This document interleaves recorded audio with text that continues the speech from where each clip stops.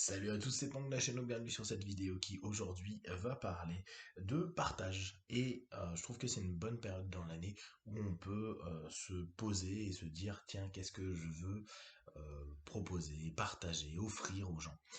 Pas nécessairement du matériel comme peuvent les proposer les centres commerciaux et autres outils marketing, mais plus sur ce que vous pourriez faire pour autrui, ce que vous avez envie de faire pour autrui, parce que très souvent, on a beaucoup d'envie de partage, même si on peut avoir l'impression que l'humain pense qu'à lui, et je pense que c'est assez cohérent de penser d'abord à soi, puis après au groupe qui nous entoure. On a quand même beaucoup de personnes qui ont envie de partager des expériences, de la connaissance, euh, des façons de faire des choses, etc. Et je pense que la période que l'on vit, là, Noël, Nouvel An, vu que de toute façon on a des suggestions à longueur de temps de acheter des choses, offrir, c'est Noël, c'est la fête ou amusez-vous, ça peut être un beau moment pour se dire tiens on a une semaine entre ce Noël et le Nouvel An et se dire qu'est-ce que je pourrais moi au quotidien partager, offrir, que ce soit physiquement, que ce soit émotionnellement, que ce soit intellectuellement. Bien sûr, vous pouvez le faire de plein de façons, hein, dans le monde réel comme dans le monde virtuel. Qu'est-ce qui pourrait, pour vous, sembler essentiel à partager sur une fin d'année? Qu'est-ce qui pourrait, en vous, vous donner du plaisir, de la joie, pour transmettre quelque chose?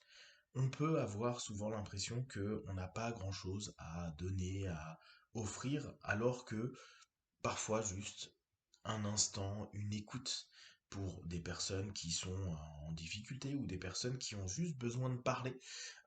C'est déjà un super présent, un super cadeau. On n'a pas besoin de dépenser des milliers, des cents pour donner du plaisir aux gens. Bien sûr, il n'y a pas forcément ce wow effect que les cadeaux peuvent proposer, où on voit les personnes qui ont les yeux qui pétillent, etc., etc. Mais quand on commence à se rendre compte que le partage, les cadeaux sont souvent des choses euh, beaucoup plus subtiles, beaucoup moins marquées, c'est pas forcément vu, vous pourrez vous rendre compte que bah il y a beaucoup de personnes qui donnent à longueur de temps, qui donnent au quotidien, qui donnent des instants, qui partagent des choses. Alors là, sur les derniers jours de l'année, ce qui pourrait être intéressant à voir, c'est se diviser en trois secteurs, se dire qu'est-ce que je peux partager physiquement, c'est-à-dire qu'est-ce que je peux faire avec mon corps pour donner, partager, bien sûr toujours dans une idée de je veux le faire et j'ai un désir de le faire, j'ai une envie de le faire et pas je dois le faire parce que ça sert à rien de mettre en place des choses parce que il faut, je dois. On a déjà suffisamment d'injonctions au quotidien pour ne pas s'emmerder à se dire je vais être quelqu'un de bien, de sympa, de gentil. On s'en fout en fait. Vous pouvez être le pire des connards, mais si vous avez envie de faire ou de donner ou de partager quelque chose avec quelqu'un, faites-le avec plaisir et ayez conscience de cette notion-là. De se dire, moi ça me fait plaisir de passer du temps pour peut-être aller distribuer des choses à des personnes qui sont dans la rue ou aller aider mon voisin qui galère sur tel truc ou simplement passer du temps avec des personnes ou proposer des services à des gens qui en ont besoin à un moment donné. Des petites choses. En fait, ça permet de s'investir, ça permet l'intelligence sociale, ça permet aussi de donner un sens à des quotidiens. Il n'y a pas besoin d'avoir un sens de vie incroyable, genre je vais faire tout ça pour la planète ou plein d'éléments, mais juste des éléments tout simples de se dire, bon, aujourd'hui, ça m'a fait plaisir de voir une personne sourire ou d'obtenir un remerciement ou de voir des gens mieux, un peu mieux. Donc, physiquement, qu'est-ce qu'on pourrait potentiellement proposer? Quelle action je peux faire? Alors, bien sûr, on peut le faire avec des associations, on peut le faire, bien sûr, de façon indépendante. Euh, à nous de voir, est-ce qu'on prend sur de la proximité, est-ce qu'on prend avec des personnes qu'on connaît, est-ce qu'on prend avec des personnes qu'on ne connaît pas, est-ce qu'on prend à distance de chez nous? C'est toujours à voir. Après, qu'est-ce que je peux faire d'un point de vue intellectuel? Qu'est-ce que je peux partager? Et ça, c'est souvent assez facile, surtout maintenant avec les réseaux sociaux. Qu'est-ce que vous voudriez partager, donner?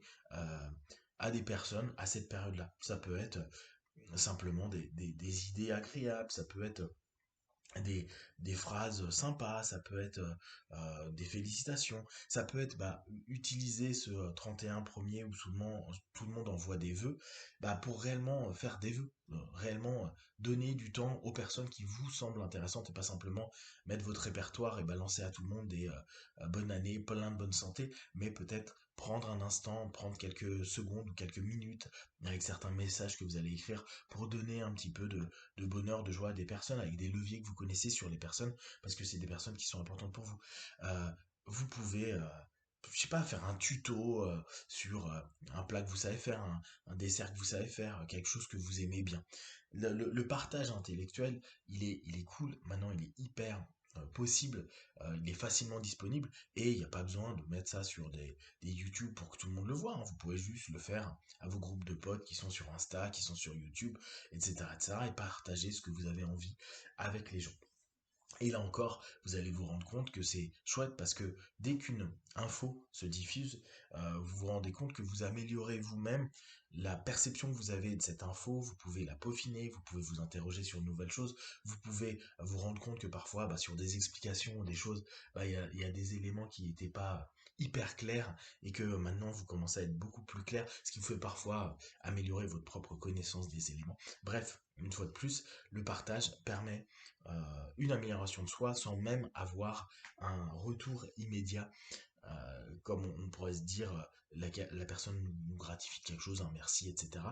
Juste parfois de le faire, on se dit ouais, c'est cool, je m'étais pas rendu compte de ça, ou je m'aperçois que quand j'explique tel élément, je le fais tellement naturellement que je m'en étais pas rendu compte, et ça nous permet aussi de grandir.